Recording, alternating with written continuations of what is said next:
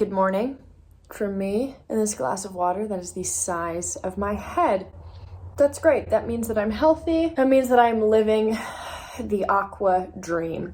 Hi! Whenever I come upstate, I end up buying books because they're so cheap, people don't know what they have, and I absolutely thank them endlessly for that. So I'll start this little check-in with a little haulage. The first book actually isn't a book that I got here, but I figured I should just throw it in because I don't know when else to throw it in. I got King Kong Theory by Virginie Despentes. Virginie Despentes. I'm never going to stop pronouncing French names incorrectly, but at least I try. This is apparently her autobiography.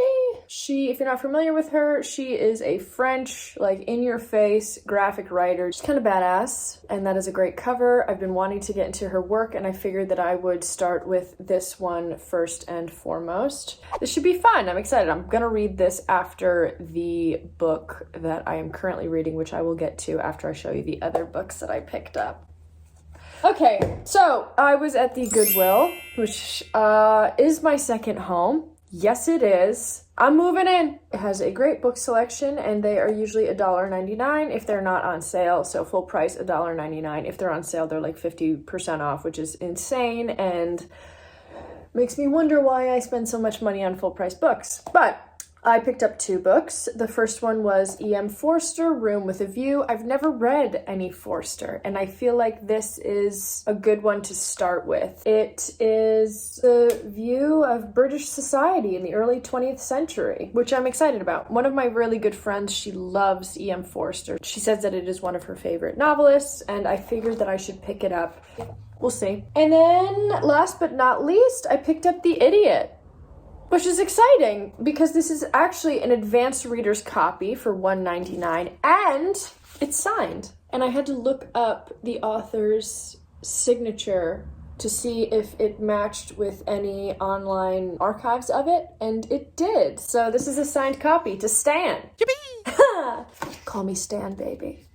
I am Stan. I've seen everybody talking about this. It's kind of a hefty book, but it's really large font, so I feel like I'd be able to get through it pretty quickly. This is an academic novel following two students as they're traveling through Turkish and Serbian.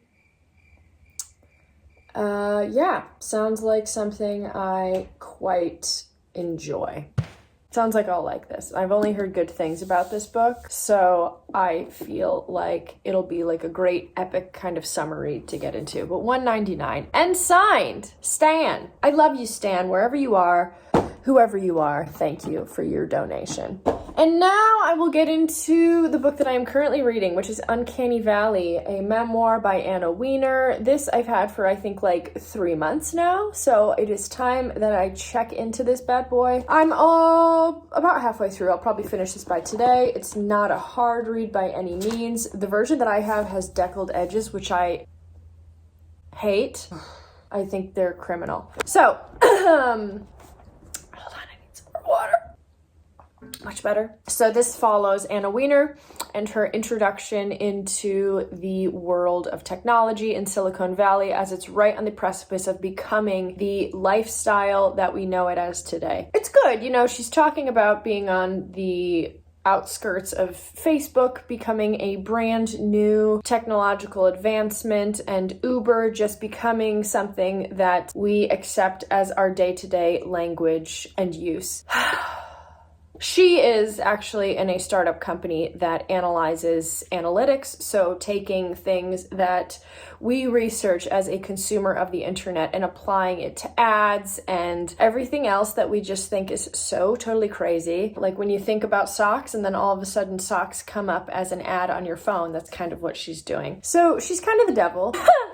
No, so this book, I like the way it's very fast-paced. It's very, very consumable for the average person trying to understand the tech boom and the tech industry during that time. I appreciate that. The only thing I don't like, and it's probably for lawsuit reasons, she wasn't able to name the companies that she describes, it just kind of leaves me wondering, like, oh, is this a story about Uber? Is this a story about Lyft? Is this a story about Facebook? Because she just loosely outlines them and then kind of leaves you to wonder if that is exactly what she's talking about. I just wish, taking in that information, that I was able to exactly pinpoint and say, yes, this is a story about XYZ, just to be able to have more of an informed conversation about it. Now, I feel like if I'm going to have a conversation, it's going to be loosely guessed that that is what it's about. Just a random call out. Other than that, you know, it's like a Bildungsroman of a tech expat. I think it's good. You know, I just wish that maybe it was a slightly different narrator. Like, I just have the feeling that she's still trying to come off as super cool and edgy. I don't necessarily care about that.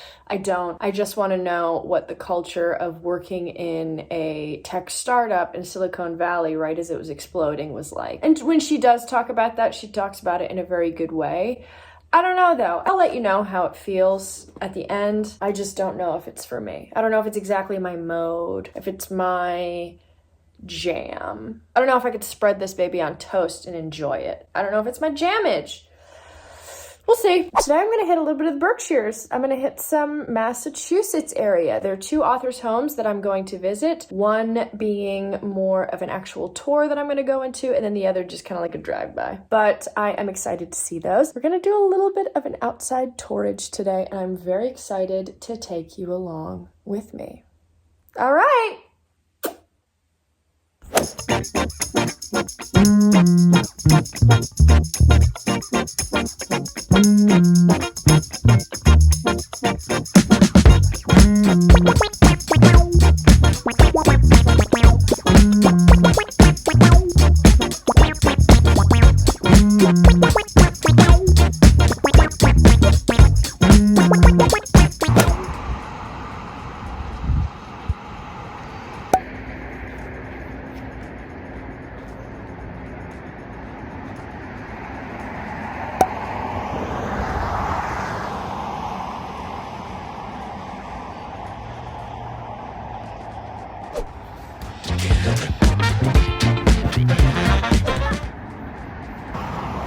And that is the tea.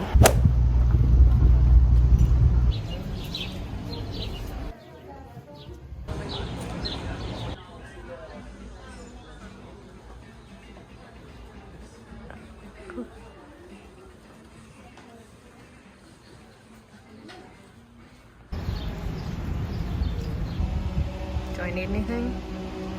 Probably not. Is there a need? Is there an absolute need? I don't think so. I don't think so, but Bot Wars, that looks pretty interesting. We don't die. I don't die. Nothing for me today. Keep that for somebody who really needs it.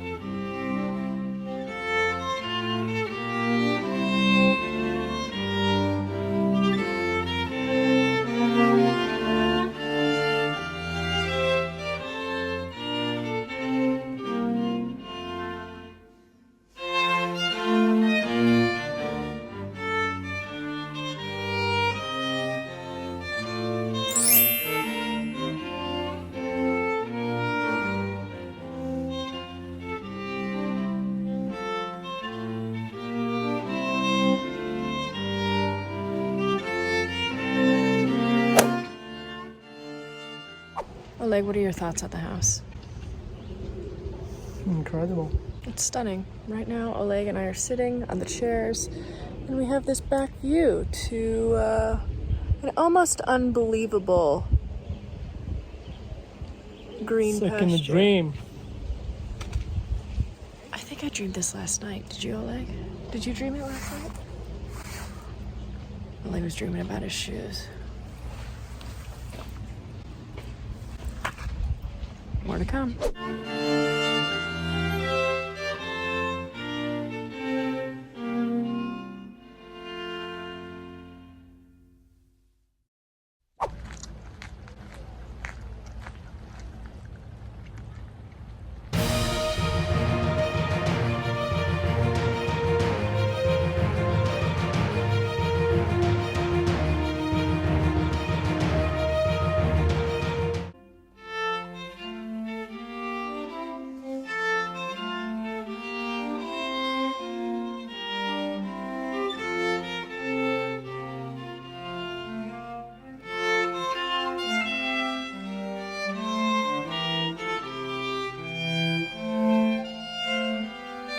Say driving boy.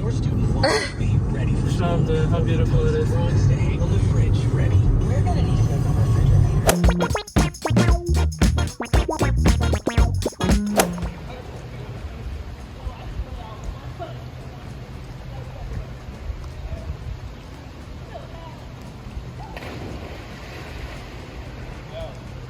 Hello, my beautiful friends.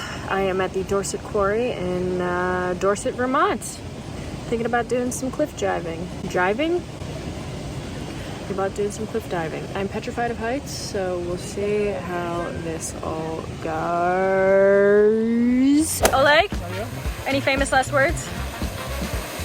Oleg. Do a kickflip. Do a kickflip? Yeah. Oleg, are you ready? Yeah. All right, Oleg, go.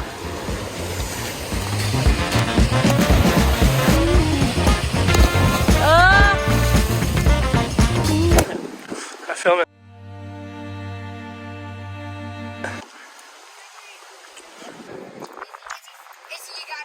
They ask you how you are, you just have to say that you're fine when you're not really.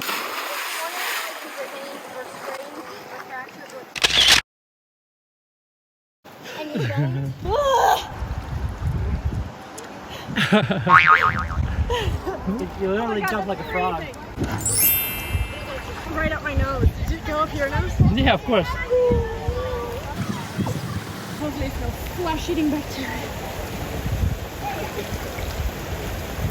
Oh my god. Say what?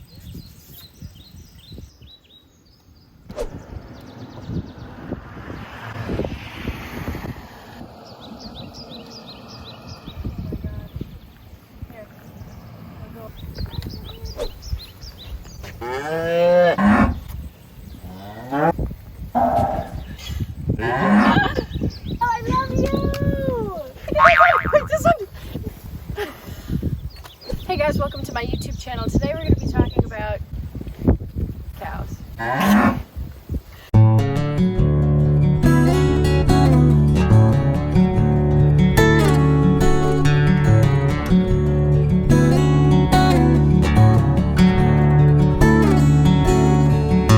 Hello! Hi! How's it going? I've got some primo lighting, so I'm working with it. Oh my god.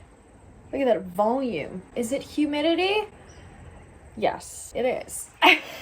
I figured I would start probably by showing you some of the things that I thrifted. I thrifted these earrings. Actually, I found them at a tag sale, $5, sterling silver. My mom saw them and said, you go girl, get them. I found this. It's a silk button down, which I'm obsessed with. I'm living for this color. There's actually some matching pants. And I'm gonna have to get them tailored, but oh my god, am I gonna do it? Yes! Yes! Give me that West Palm Beach Yorkshire Terrier dog breeder vibes. That's what I'm going for here. That's what I'm going for. $9 for this. I'm sorry. Yeah. And then probably my favorite find of this entire trip. I got these boots, baby. Yeah. Yes. I was wearing them and I already fell into a hole, so one of them has scratches on it, but that just makes it more my own, baby. And these are Ferragamo, 45 bucks, which, you know what, I'm willing to pay for a good shoe. I always spend money on shoes because they are the most important thing as far as being comfortable and tying in the whole look. Make sure you take care of your feet. God, what is going on with this hair? Do I have a mullet? A little bit of a mullet look. Oh my God. The 80s threw up on me. Figured that I would tell you my thoughts on Uncanny Valley. Are they great thoughts? No. But are they worth sharing? Yes. Okay, so I finished this yesterday. Okay, so this started out so strong, and I feel like that is the consensus about this book. People are saying that it starts out so strong. You're so enraptured in this story. You like the narrative. You like where it's going. You're so intrigued to see what's going to happen next. And then it just plateaus until like the rest of the novel, the ending, just a plateau. There's no cliff. There's no high peaks. There's nothing that just keeps you enraptured in it like it was in the beginning. So I think when I was talking about it last time, she was working at this analytics company. As the book goes on, she jumps from a couple of different startups, a couple of different technology companies, and she befriends more people in the hierarchy of this world. You know, it felt like somebody who was deeply ingrained in this whole world, trying to pretend that they weren't a huge part of it. She primarily was working in like customer service in these things, so she was kind of feting through online platforms to make sure that there was nothing derogatory and all the comments were within the guidelines. She was never actively working on anything that would extrapolate and make the company different than it was at the time. So she was kind of writing as this outlying source, right? And she was, to me, she was kind of playing the part of someone who was like, I'm not like these people. But at the same time, she's going to all of these dinner parties and shaking hands with every single executive of these companies, going to the same, you know, MDMA fueled festivals and rubbing up against these soon-to-be billionaires. So it just felt like someone, you know, an outsider looking in sort of thing. And to me, it just didn't really hit that, didn't empathize with her at all. I felt like it was just somebody talking about a story that we're all pretty aware of. And it's also me looking at this book, and I need to acknowledge the fact that I wasn't going in anticipating loving any of the people in it. She paints them as the stereotypical versions of themselves that they are. You know, they're riding segways through the office. They're playing ping pong from their desk sort of thing. So you don't love anybody in it. So it's very hard to be completely engrossed in this story, and you're not really fighting for anybody. You know, you're not like, you know what? I love those billionaires. No, you don't really feel that way. And I don't really feel that way about the narrator either. I know that she's trying to take this stance of being different and not really being consumed by this whole family and this whole foundation of tech, but she is. And I mean, I'm happy that she wrote about it, but it doesn't feel like it's anything so out of the ordinary that I'm not already kind of aware of. So I don't know. I think that it's a good book. I read through it pretty quickly. I enjoyed what I got out of it. I think that someone will love this book. It wasn't for me. It wasn't for me. I can see how people would love it, and I think in the hands of the right person, they are going to absolutely consider it a life changer. But for me, didn't change anything. Inversely, I just started reading King Kong Theory last night, and oh yeah, baby. Oh yeah, this is good. This is French feminist text, and you feel everything that she's writing down on paper. It's like she's writing it with her blood. She is breathing and panting and guffawing and wrestling with these torments inside of her head, and she's putting it on the paper, and it is so damn good. I was up till late last night. I mean, I'll definitely finish this by tonight, I imagine, and I'll keep you posted. There's some noise. I think my dad is starting the grill, which is precious. Which is precious. Hi, Dad! All right. I'll keep you guys posted, and yeah. My dad's getting the grill going. All right. Bye. Good morning, my star shines. The earth says hello. Hi. I've been trying to put my thoughts into the universe and on film for like 3 tries now, and I just can't get it across. I'm exhausted. I've been up since 6, and I finished the book this morning, and I want to get it out there. I want to talk about it because I thought it was fantastic. Oh, hello. It is King Kong Theory. The cover in itself is just bomb, and the writing is even bomber. It's kind of like a feminist manifesto by Virginie Despentes. You knew it was coming. Don't act like you didn't know that butchering wasn't going to be there. Yeah, I mean, it was fantastic. It's her take on a lot of like niche subjects that are not explicitly addressed all the time regarding feminism and misogyny. Like she talks about the pornography industry and how, you know, women are seen kind of to blame for that. How women are never able to reacclimate and integrate back into a quote unquote normal lifestyle afterward, and that's just society implementing that rule and regulation onto them. How it, you know, you're seen as damaged goods and things like that. And you know, it's an industry that's perpetually fueled and continually evolving and changing, and yet that historical take has never been antiquated. Yeah, it's just her words are so raw and her emotions are so raw in everything that she writes about. And I didn't necessarily agree with every single thing that she talks about. She goes into so many different discourses and so many different volumes and levels of attention to detail. I think that it's good that you don't agree with every single thing that she talks about, because I think that she wants to fuel an open conversation. In just 136 pages, she addresses so many things, and sometimes in the most vulgar way of addressing it, but it piques your attention so strongly, and I think that she does a great job. I mean, I hope that is the most banal and boring discussion that I could ever have for such a interesting read. But here I am. Yeah, this was a great book. I'll definitely pass this on to people. If anything, it's an amazing conversation starter. And I think that she has a way with writing that even if you don't agree with her, or if you do agree with her, you're pretty much enraptured anyway. I can smell the cigarettes when you open up those pages. Those words reek of it. All right, my friends, I will see you in New York, and we'll have more fun on that side as well.